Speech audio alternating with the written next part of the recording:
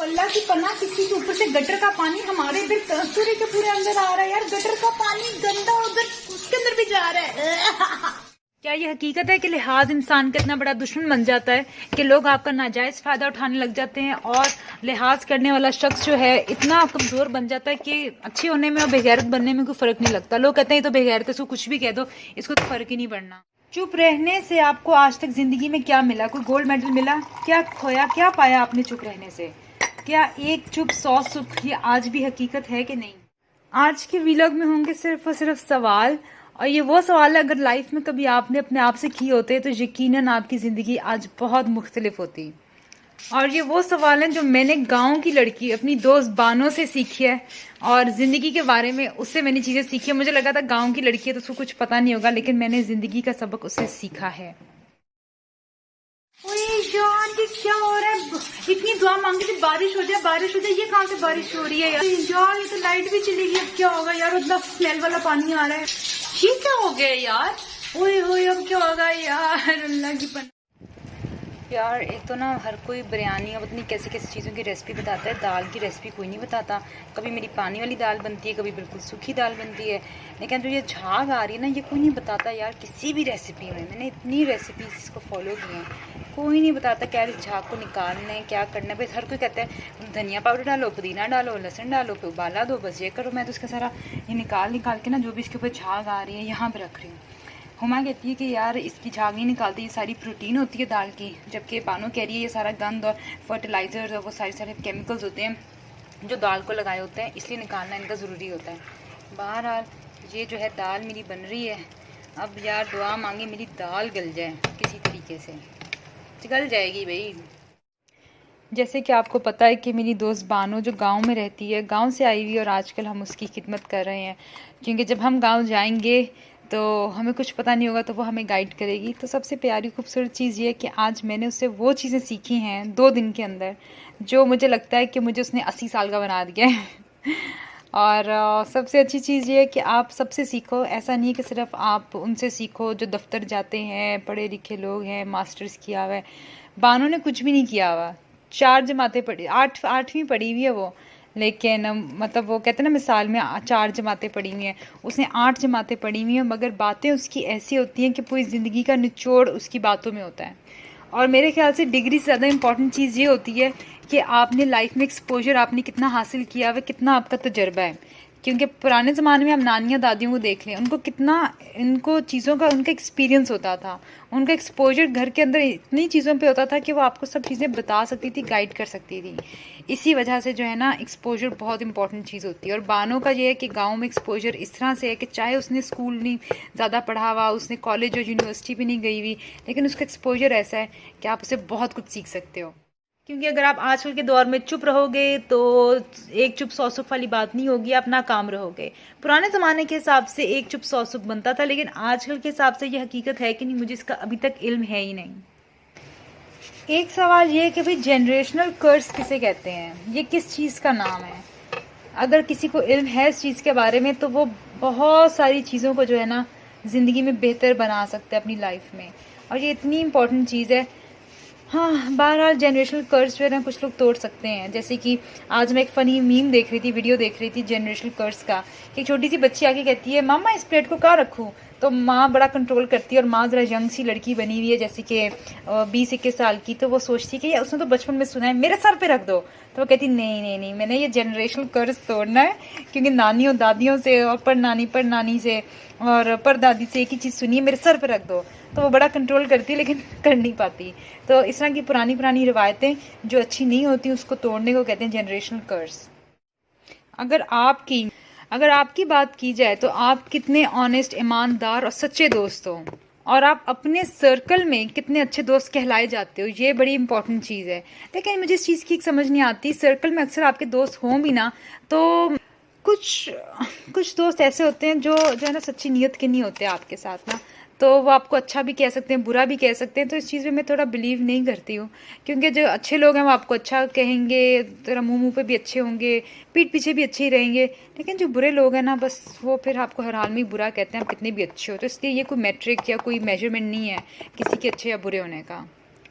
और ये भी सवाल किया उसने मुझसे कि क्या आप जेलस, रूड और इनसिक्योर किस्म के शख्स हो। क्योंकि अगर आप इनसिक्योर हो, जेलस हो, किसी किस्म का कॉम्प्लेक्स आपके अंदर है, तो उसमें से रीजंस ढूंढो कि आप क्यों ऐसे हो, क्यों आपके अंदर इनसिक्योरिटी आई हुई है, क्यों आपके अंदर जेलसी आई हुई है, क्या वजह आपकी ज़िंदगी में, आपके बचपन में ऐसी क्या चीज़ हुई थी बचपन में या आपके मिड लाइफ में कि आपके अंदर ये एक चीज़ कैफियत आई हुई है। और उस कैफियत को जब तक कहते हैं ना, प्रॉब्लम का हल आपको तब तक आप सॉल्व नहीं कर सकते कोई प्रॉब्लम जब तक आपको उसकी वजह ना पता हो। आपको ये पता ना कि आपके भी आप कह रहे हो बस दर्द, तबीयत खराब है, तबीयत खराब है। तबीयत खराब क्यों है? पेट खराब हुआ इसलिए आपकी तबीयत खराब है, इन्फेक्शन हुआ है गले में इसलिए तबीयत खराब है। वजह आपको जब तक पता नहीं होगी आप उसका इलाज नहीं कर पाओगे। जिंदगी में वक्त, जमाना, हालात, सब कुछ जो है ना बदलता रहता है। बस एक चीज जो है ना वो नहीं बदलती, और वो है वक्त। मैं कहूंगी तो सब हैरान हो जाएंगे कि वक्त कैसे नहीं बदलता। वक्त वाकई एक चीज है जो बदलता रहता है, लेकिन कैसे नहीं बदलता वो इस तरह से कि इंग्लिश में कहते हैं ना, change is the only consistent thing in life. क्योंकि चेंज एक चीज़ है जो हर वक्त मुसलसल होती रहती है, बाकी हर चीज़ जो है ना स्टेबल है। हुमा मुझे कहती है ना कि बताओ दिल की बात है किसे की जाए, कौन सुनेगा दिल की बातें, जिसे करो वो सुनता नहीं दिल की बात। तो बस एक ही चीज़ है, मैंने कहा दिल की बात सिर्फ अल्लाह मियाँ से किया करो।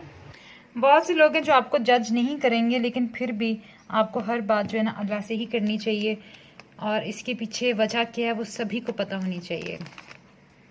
क्या आपको मालूम है कि आजकल के ज़माने में पुराने ज़माने की कौन कौन सी कहावतें आज भी वैलिड हैं? जैसे कहते हैं ना, अभी मैं बात कर रही थी, एक चुप सौ सुख। आजकल के ज़माने में आप चुप लगा लो तो लोग आपका जो है ना एडवांटेज उठाते हैं कि ये तो कुछ भी नहीं कहता, ये कहती, ये तो बड़ा लिहाज वाला शख्स है, इसको कुछ भी कह दो, बेवकूफ़ बना दो, इसे तो कुछ भी नहीं कहना, इसको जलील कर लो। लोग अपने एहसास से कम तरीका जो है ना बदला ऐसे लोगों से पे ले रहे होते हैं।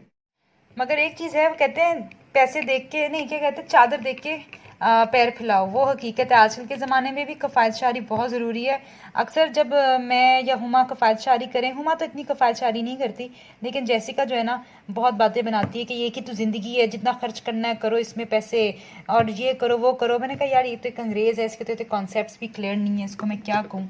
लेकिन ऐसी कोई चीज़ नहीं है, चादर देख के पाँव फैलाने चाहिए आपको, और कफ़ायत शारी के साथ रहने में ही अच्छी चीज़ है, आसानी है। क्या कभी कोई ऐसा वक्त आता है ज़िंदगी में कि लिहाज ही खुद आपका बहुत बड़ा दुश्मन बन जाता है? आपने जितना लिहाज लोगों के साथ किया होता है उतनी ही दुश्मनी जो है ना आपकी बढ़ जाती है, क्योंकि लिहाज करते करते लोग आपका इतना नाजायज़ फ़ायदा उठाते हैं, और वो कहते हैं कि यार ये तो शख्स जो है ना इतना अच्छा है कि आपको ये समझ नहीं आती कि अच्छे में और बेगैरत होने में क्या फ़र्क है। बानो मुझे एक चीज़ कहती है कि तुम ज़िंदगी में किसी के लिए कुछ भी करो, ये ना देखो कि उस बंदे ने तुम्हारे लिए या उस शख्स ने तुम्हारे लिए क्या करना है क्या नहीं, मगर एक चीज़ सवाल अपने आप से ज़रूर पूछो कि क्या तुम्हें सब कुछ करने से गोल्ड मेडल मिलेगा। मैंने बानो से कहा बानो, लेकिन ये है कि अगर आप किसी के लिए अच्छा करते हो ना तो आपके लिए लाइफ में अच्छा हो ना हो, आखिरत में तो अच्छा होता ही होता है। तो उसने कहा कि कहने का मकसद ये है कि अपने जो है ना आप ज़िंदगी और इतना जो है ना जान ना मारो, क्योंकि आपको मेडल मिलना नहीं होता। आपने कुछ भी ज़िंदगी में करना अपने लिए करो, लोगों के लिए करो, लेकिन 10%, 20%, किसी के लिए 90% करो, लेकिन अपने लिए हमेशा 100% करो। एक सवाल जो बानो का मुझे थोड़ा परेशान कर गया और थोड़ा हैरान, मतलब उसका जवाब मुझे अभी तक नहीं आ रहा, वो ये उसने कहा कि सच्ची और ऑनेस्ट एडवाइस जिसे कहते हैं, तो ना ईमानदारी के साथ किसी ने आपको कभी कोई नसीहत की है? या होता है लोग अपने मुफाद के लिए अपनी पसंद की नसीहत कर जाते हैं, तो कभी किसी ने आपको अच्छी मुफीद नसीहत की है? और क्या आपने किसी के मशवरा करने, किसी ने आपसे मशवरा किया हो तो क्या आपने उसको कभी मुफीद मशवरा दिया है, या आपने भी मुफाद हासिल करने के लिए उसको कोई झूठा मशवरा दे दिया है? एक सवाल बानो ने मुझसे पूछा है जिसका जवाब मेरे पास तो नहीं है, लेकिन अगर किसी के पास है तो मुझे बताए कि चुप रहने से जिंदगी में आज तक आपने क्या खोया है और क्या पाया है। लेकिन इस चीज़ के साथ हुमा की दादी एक चीज़ कहती है, एक चुप सौ सुख। हाय अल्लाह, आजकल के ज़माने के हिसाब से चलें, पुराने ज़माने के हिसाब से चलें, किसी चीज़ की कुछ समझ ही नहीं आ रही। किस ज़माने के हिसाब से चले, कौन सा ज़माना ज़्यादा जो है आपको कारआमद है और आपके लिए कामयाबी का सबब बनेगा। ये जो है पेन मेरे पापा के पापा यानी मेरे दादा अबू की निशानी है, क्योंकि अब इस पेन को मैं संभालने लगी हूँ। आजकल की जनरेशन को शायद पेन और पेंसिल का जो है ना, ये वाहिद जनरेशन हो जिनको पेन का पता होगा, पेंसिल का पता होगा, क्योंकि आने वाली नस्लें जो है आईपैड, लैपटॉप्स पे काम कर रही है। जैसे हुमा की जो नीस है, भांजी है, वो स्कूल में जाके एंड्रॉयड लैपटॉप्स और टैबलेट्स के ऊपर अपना काम करती है। तो ये आप संभाल के रखें, और कल को आप ये आज से 10 साल बाद इसको बेचेंगे ना, इससे करोड़ों का बिकना है, क्योंकि ये अनमोल होने वाली है, नायाब होने वाली है ये ये चीज़, ये मेरे दादा अबू के ज़माने का। और जिन लोगों के पास पियानो का पेन है ना, उनकी तो ज़्यादा करोड़ों में, क्या 2 3 4 से ज़्यादा करोड़ों में बिकनी है चीज़ें। पेन ज़्यादा में बिकना है क्योंकि पियानो का पेन जो है वो बहुत ही पुराना है, जो इंक छोड़ देता है, आपके हाथ भी सारे सारे इंक इंक कर देता है। और वो सबसे अच्छा पेन है क्योंकि इसकी राइटिंग बहुत स्मूथ होती है।